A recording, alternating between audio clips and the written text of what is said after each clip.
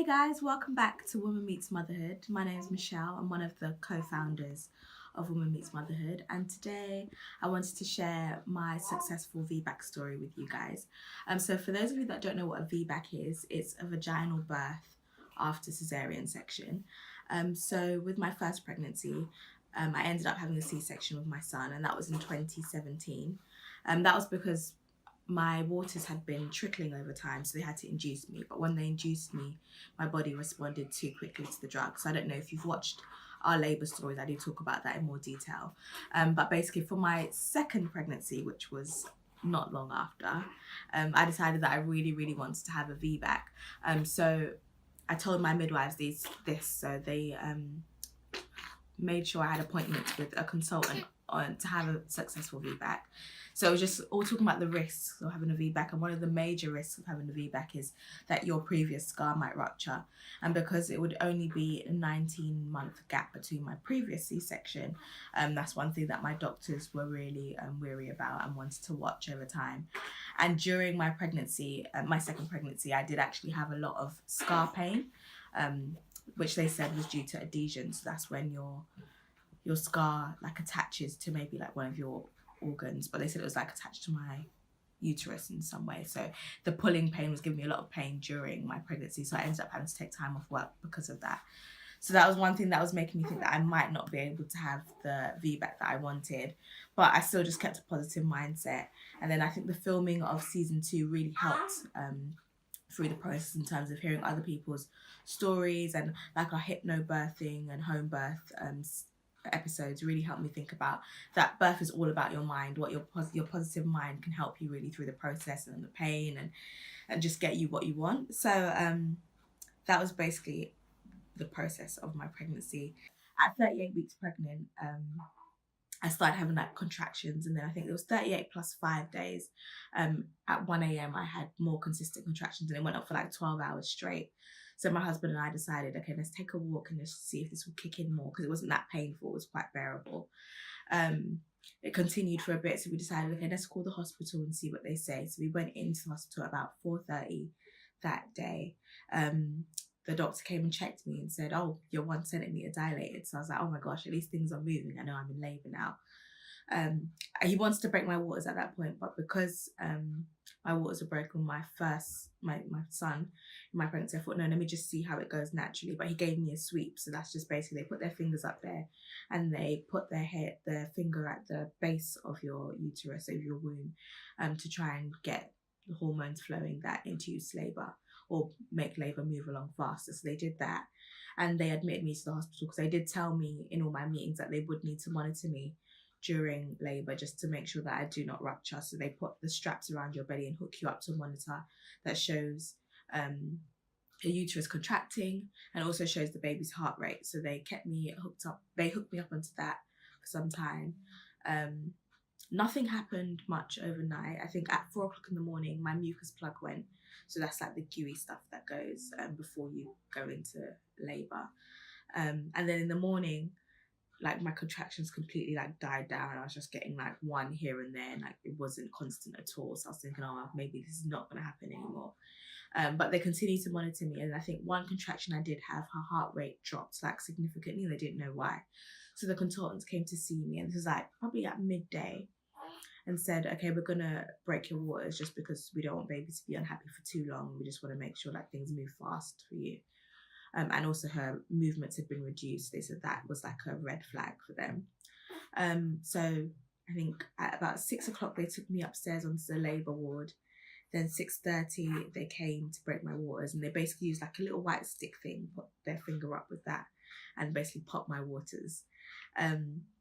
I was scared about that, like I said, because with my son, it was so painful because when I'd been induced, I was having like crazy contractions. So that at the same time as having my waters broken was just unbearable for me. But this time it wasn't too bad. I used the gas and air and we got through it. So that was fine. So 6:30, my waters were broken.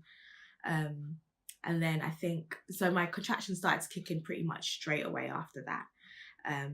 So then I think 2 hours afterwards, they started to get quite painful. So I was like, okay, I'll have an epidural now.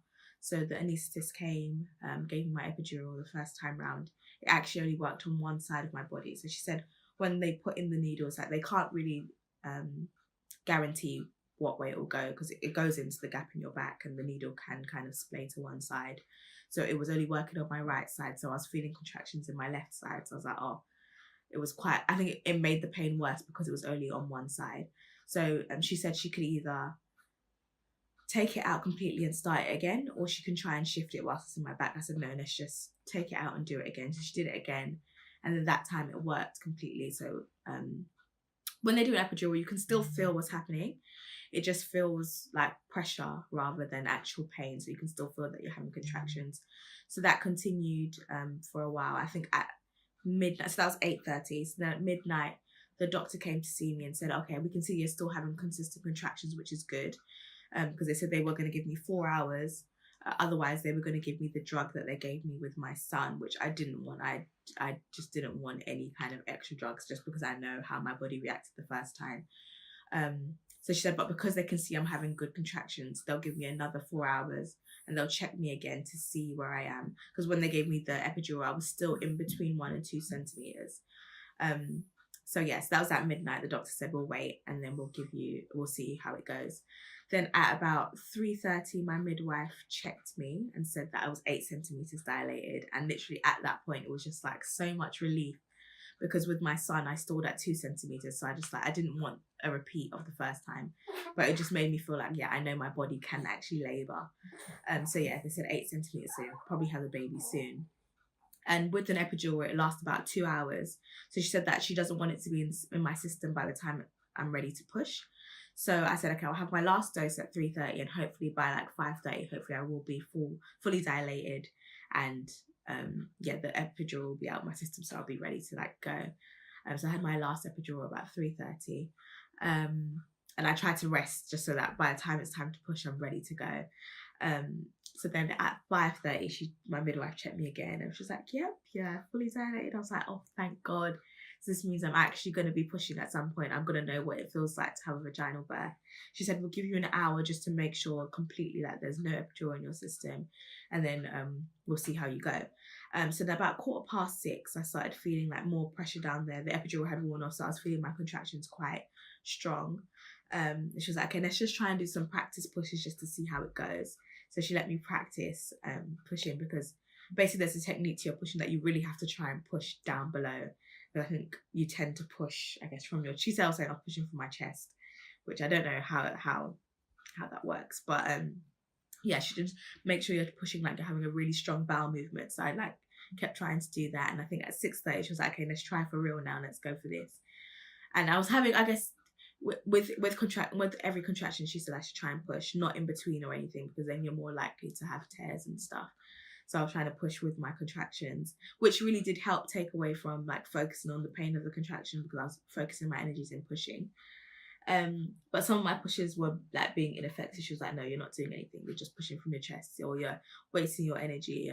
You're pushing like with your body, not with actual force down below. And that continued for, I think, for like two or three of my contractions. And then she was like, okay, let's take a break. And I was like, actually, if I take a break, then my mind is going to be focused on the fact that I'm having painful contractions. So no, I need to be able to do this. And she was like, no. If it's not doing anything, there's no point wasting your energy. Literally, when she said that, the next contraction I had, I pushed and her head came out. And then I pushed again and her body came out. I was like, oh my gosh, I can't believe I've just managed to do this. I managed to do what I wanted. And yeah, so my husband was like, oh my gosh, you did it. My mom was like, you did it. Like, it was just like the most amazing feeling ever.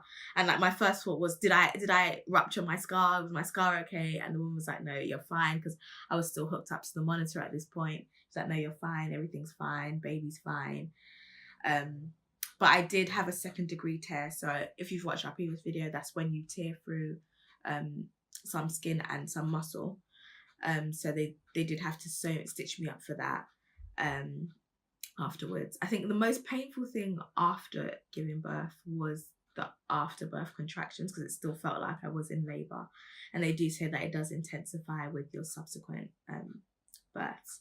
So I did get medication for that, and then after that, so yeah, they weighed her, did everything. I was just so exhausted. I think that's the difference that I felt between that and my C-section. It's like, because you've used so much energy, you are really, really tired. So it is important just to like, I guess, doze off if you can after. That's what I did. So yeah, I did that, and then they moved me downstairs to the postnatal ward. I think comparing it to my C-section, I think because I did have a tear, it was quite hard. Like sitting felt a bit uncomfortable, so putting pressure down below was hard. Whereas with this C-section, like actually sitting up and like moving your upper body was more painful. So I'll say that was a difference. But in general, in terms of recovery, I do say my VBAC was so much better because like within 10 days, I felt like back to myself. What you might find scary is like to having your first poo.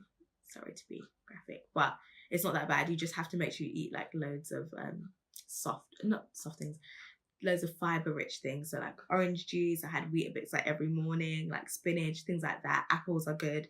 So that did help with my first bowel movement. Yeah, so I did that. And then I say, yeah, when it came to my 10-day appointment, like they checked my stitches for me and they said I was basically back to normal, like it had healed completely externally. So that was really like, wow, that was my difference with, because obviously with the C-section start, you have to literally wait until you're 6 weeks before you can do anything. Whereas by that 10 days, I was ready to be up and down and walking, doing whatever I really wanted. And it was much easier in terms of just looking after my child. So I'd say that those are the benefits of vaginal birth over cesarean section. So yeah, just the healing is a lot faster and a lot easier and less grueling on the body. But yeah, so I think my tips for if you have had a C-section before, do not rule out the fact that you can have a vaginal birth. You can do it. Just have a positive mindset and just, I guess, have all the meetings that you want to have with your consultants and stuff. Let them give you the advice that you need, and then just, I guess, preparing for labour in terms of try and practice your pushing. Your pelvic floor exercises are good just to strengthen down there, and massaging your perineum also helps in terms of reducing your likelihood of having a tear. But yeah, I just wanted to encourage any mothers that are out there just to know you can do it. A vaginal birth is possible for you. I've like experienced it now, and now I've lived to tell the tale basically. So I hope you've watched this and it encourages you, empowers you, and equips you in the future. So don't forget to comment, like, and subscribe and share these videos.